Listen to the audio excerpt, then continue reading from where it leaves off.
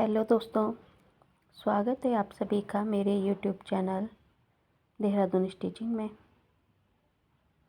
तो आज हम करने वाले हैं राउंड प्लाजो की कटिंग और स्टिचिंग।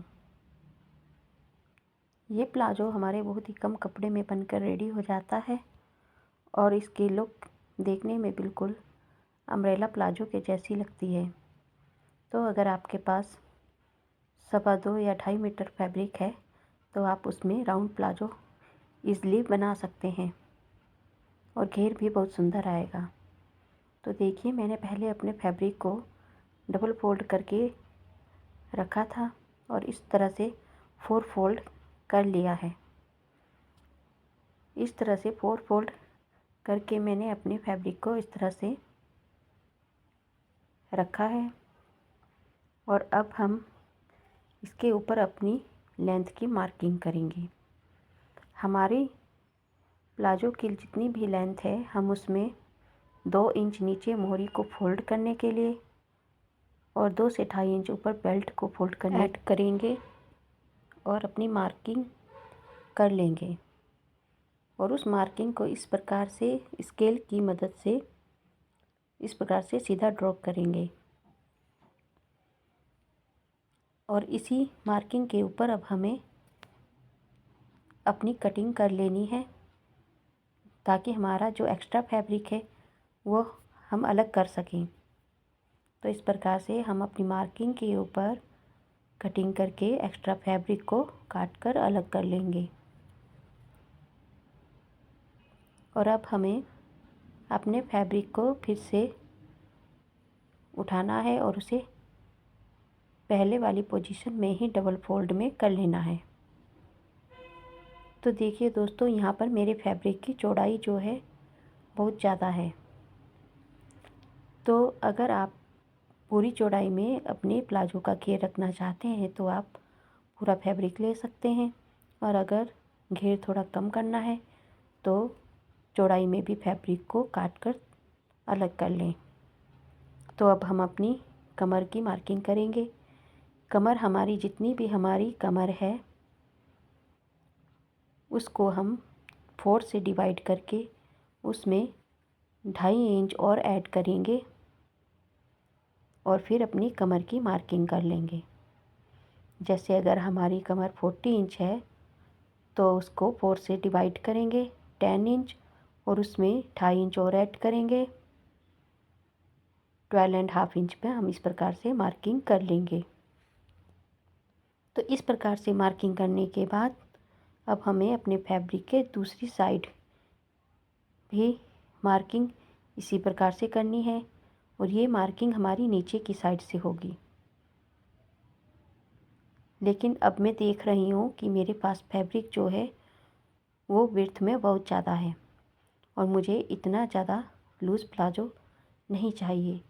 तो अब मैं इसको विड्थ चौड़ाई में भी काट कर अलग कर लूँगी। थोड़ा फैब्रिक जो है चौड़ाई से निकाल कर अलग कर दूँगी।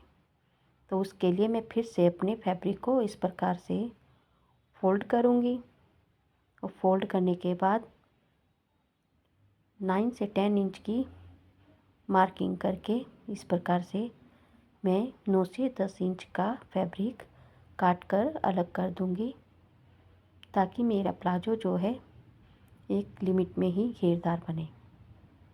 और आप लास्ट में जाकर देखिएगा, इतना फैब्रिक निकालने के बाद भी मेरा जो प्लाजो है वो कितना सुंदर घेरदार बनकर रेडी होगा। आप चाहे पूरा फैब्रिक भी रख सकते हैं। तो इस प्रकार मैंने अपने फैब्रिक को फिर से पहले वाली पोजीशन में रख लिया है और फिर से अपनी कमर की मार्किंग करेंगे। तो देखिए, कमर की मार्किंग के लिए मैंने उसी जगह पर जहाँ पर हमने पहले मार्क किया था वहीं पर हम मार्क करेंगे और अपने फैब्रिक को हमें अच्छे से पहले सेट करके अच्छे से काउंटर पे रख लेना है। इस प्रकार मार्किंग करने के बाद अब हमें दूसरी साइड की मार्किंग भी कर लेनी है। तो मैं फैब्रिक को थोड़ा सा अपनी तरफ खींचते हुए इस प्रकार से अब दूसरी तरफ की मार्किंग भी कर लूँगी। तो दूसरी तरफ की मार्किंग भी हमारी सेम उतनी ही होगी जितनी उधर से हुई थी, और नीचे की साइड मैंने ये 2.5 इंच पे एक मार्क सीधा किया है, और यही मार्क मुझे दूसरी साइड भी इसी प्रकार से करना है। ये मार्क मैंने 2.5 इंच पे जो सीधा ड्रॉ किया है उसे करने का मतलब ये है कि हमारा जो ये फैब्रिक है इसमें हम फोल्ड करके इलास्टिक अटैच करने वाले हैं। तो इस प्रकार से हम इन दोनों मार्किंग को अब आपस में इस प्रकार से स्केल की मदद से तिरछे में मिला देंगे। तो देखिए, जो नीचे की तरफ हमने मार्क किया है और जो ऊपर की तरफ हमने मार्क किया है, उन दोनों को हमें तिरछी शेप में मिला देना है। आप चाहे तो स्केल की मदद से भी ये कर सकते हैं।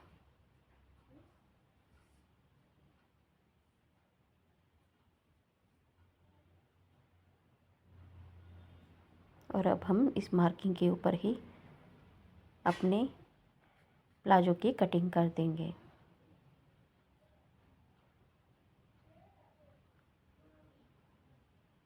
पहले हम सीधा लेंगे और फिर तिरछे में इस प्रकार से कटिंग करते हुए अपने फैब्रिक की कटिंग कर लेंगे।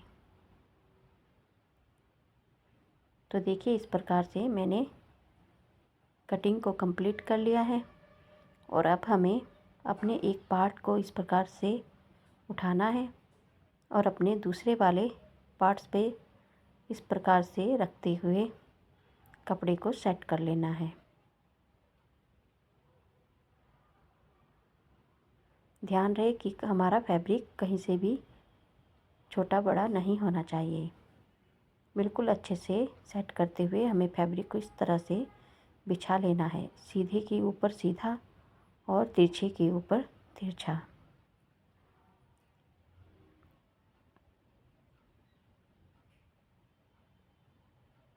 अब हमें मेजर टेप की मदद से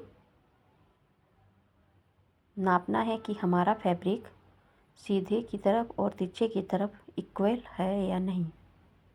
और अगर इक्वल नहीं है तो हमें उन दोनों को, जैसे हम अम्ब्रेला प्लाजो में राउंड शेप देते हैं, उसी प्रकार से राउंड शेप दे देनी है, इस प्रकार से। क्योंकि जो तिरछे वाला हमारा फैब्रिक है वो थोड़ा सा बढ़कर आता है, तो ये शेप देनी ज़रूरी है। अगर हम ये शेप नहीं देते हैं तो हमारा प्लाजो एक तरफ से नीचे की तरफ को लटकता है और दूसरी तरफ से ऊपर की साइड उठता है। तो इस बात का हमें बहुत ध्यान देना है कि राउंड प्लाजो की कटिंग करते समय हमें ये शेप देनी कंपलसरी है। तो देखिए, इस प्रकार से मैं अपने फैब्रिक की उसी मार्किंग के ऊपर कटिंग करके उसको गोल शेप में इस प्रकार से कटिंग कर लूँगी।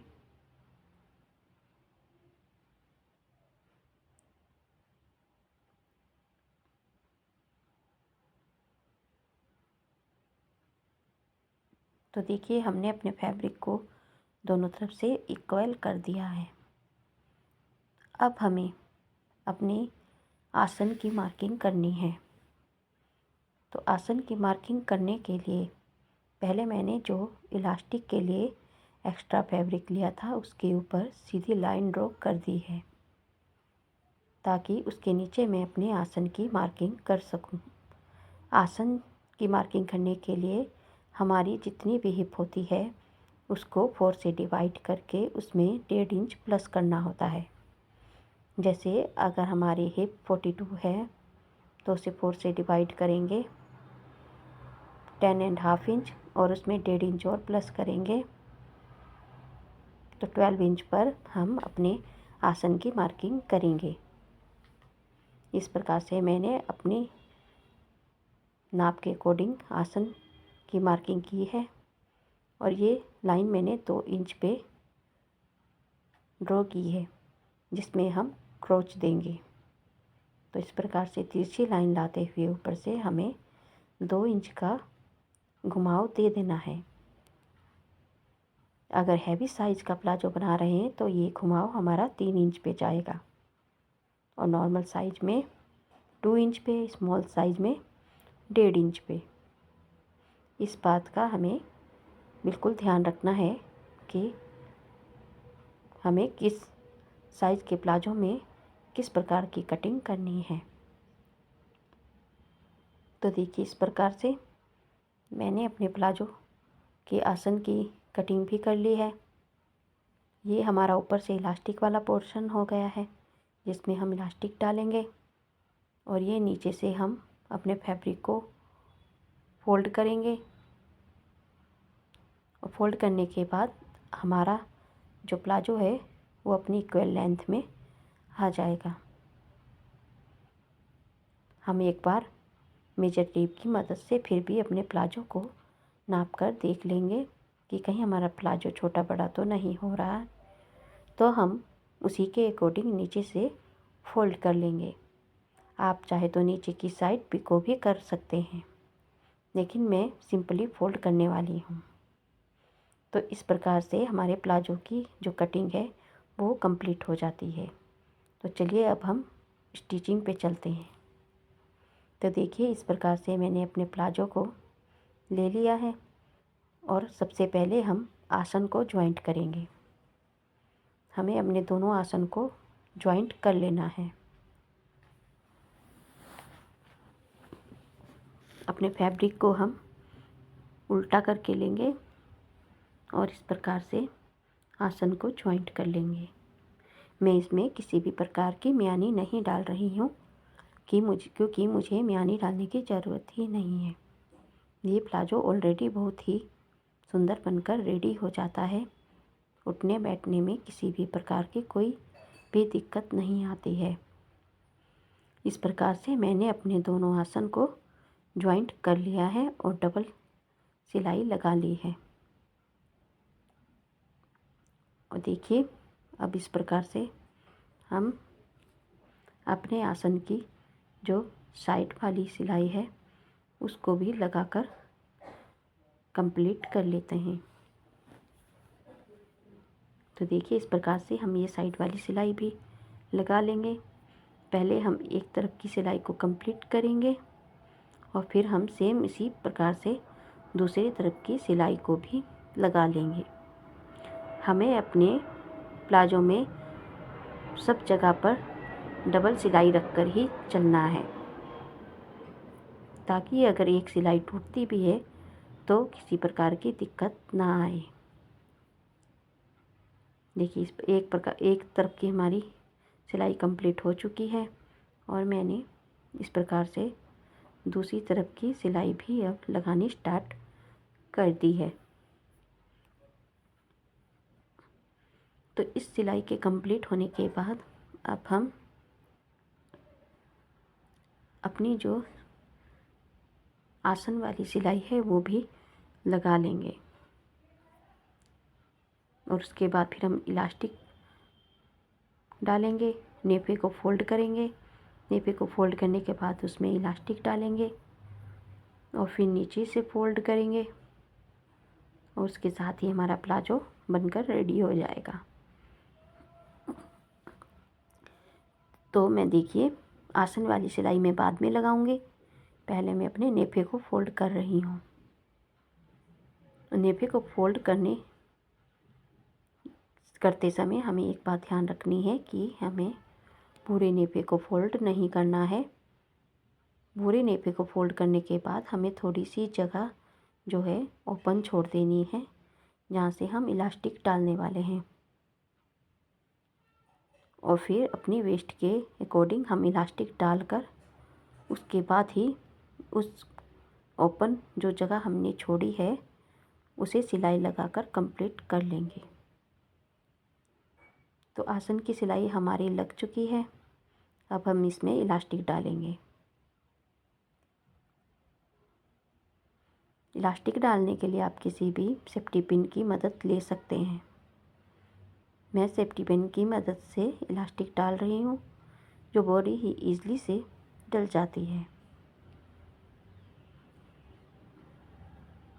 तो देखिए, इस प्रकार से मैंने अपने प्लाजो में इलास्टिक भी डाल लिए हैं। अब हम इलास्टिक के ऊपर इस प्रकार से 3-4 बार सिलाई लगा देंगे, ताकि हमारे इलास्टिक का जो जॉइंट है वो अच्छे से मजबूत हो जाए और हमारी इलास्टिक खुले नहीं। इस प्रकार इलास्टिक डालने के बाद अब हम अपना जो ओपन वाला सिरा है उसके ऊपर सिलाई लगा लेंगे।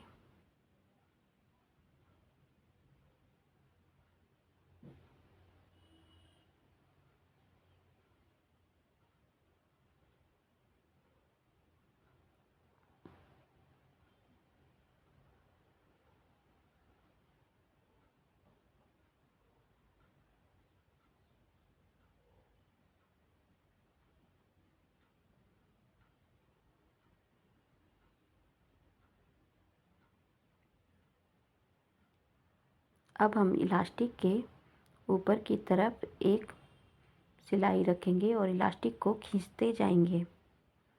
इस सिलाई की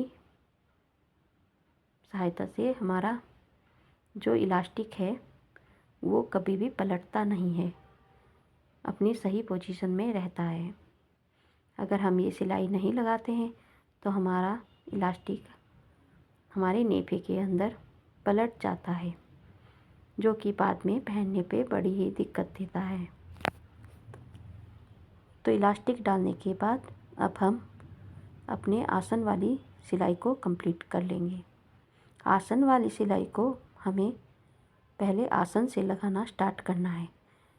आसन को आसन के साथ अच्छे से मिलाते हुए हम अपनी ये वाली स्टिचिंग भी कंप्लीट करेंगे। देखिए, इस प्रकार से हमें आसन से नीचे की साइड को जाना है और पूरी स्टिच करने के बाद दोबारा इसके ऊपर एक स्टिच हमें और लगानी है और फिर से हमें आसन से दूसरी तरफ इस प्रकार से जाते हुए अपनी स्टिच कंप्लीट कर लेनी है। बड़ी ही आसान तरीके से ये प्लाजो हमारा स्टिच हो जाता है। जितनी ही आसान इसकी कटिंग है उतनी ही आसान इसकी स्टिचिंग भी है। तो देखिए, हमने ये वाली सिलाई भी लगा ली है। अब हम अपने पूरे प्लाजो में इंटरलॉक कर लेंगे और नीचे से मोरी में फोल्ड कर लेंगे और इसके साथ ही हमारा प्लाजो बनकर रेडी हो जाएगा।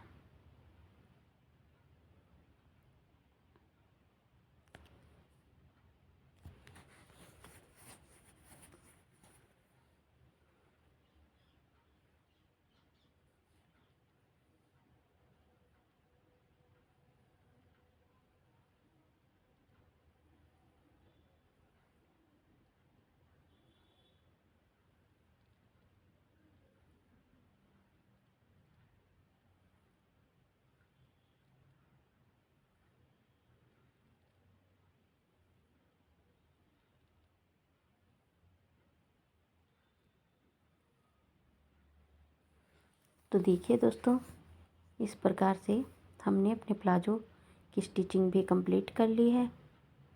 तो आपको हमारी ये वीडियो कैसी लगी है कमेंट बॉक्स में कमेंट करके ज़रूर बताइएगा। और अगर आपने अभी तक हमारे चैनल को सब्सक्राइब नहीं किया है तो चैनल को सब्सक्राइब कर लीजिएगा और बेल आइकन को भी प्रेस कर लीजिएगा, ताकि मेरी आने वाली वीडियो की नोटिफिकेशन आपको सबसे पहले मिल सके।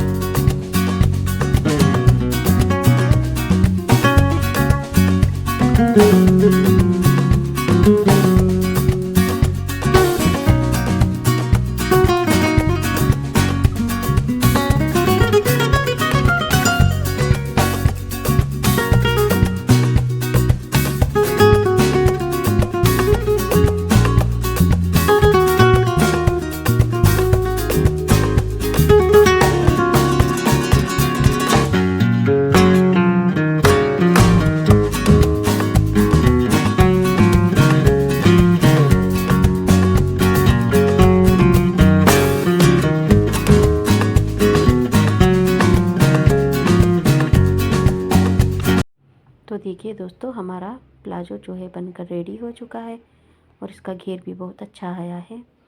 अगर हम पूरा फैब्रिक चौड़ाई में ले लेते तो घेर और भी ज़्यादा आ जाना था। तो आप कम कपड़े में इस प्रकार से अम्ब्रेला की तरह सेम राउंड प्लाजो बनाकर एंजॉय ले सकते हैं।